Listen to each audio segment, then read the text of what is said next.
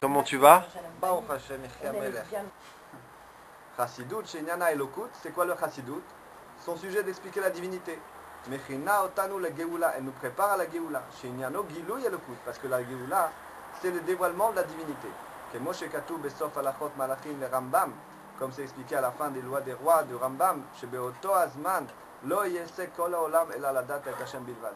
Le Rambam, il explique à la fin des lois de Melachim qu'à la fin des temps, nous n'étudierons, nous ne nous occuperons que de connaître Dieu uniquement.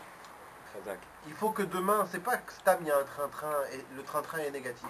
Je suis d'accord avec toi, c'est ça, c'est une galoute. C'est vrai, c'est une galoute de prier, d'être à l'heure, de faire, de machin, d'être stressé de ça, c'est une galoute. Moi, je suis pas d'accord. Mais, ce qu'il faut faire, c'est pas ça. Moi, c'est pas ça que je voulais dire. Je voulais dire que demain, comment je vais être dans le wagon du rabbi? C'est ça. Comment je vais m'accrocher à sa poignée, à la poignée du train, à la poignée du wagon. C'est le wagon que je te parle. Le clamquet. Le wagon, c'est ça.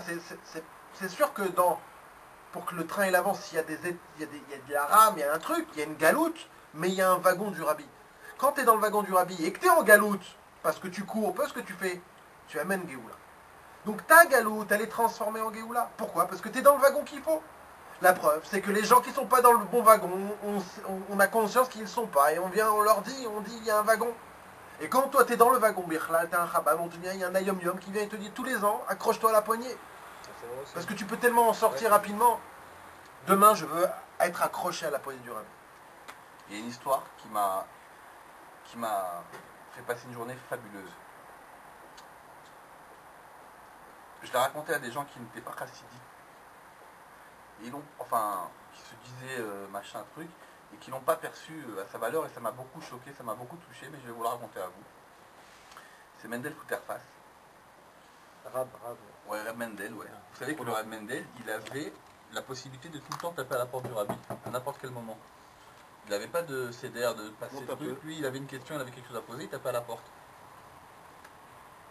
Il raconte que, une fois, il a écrit au gouvernement russe pour demander la possibilité de sortir.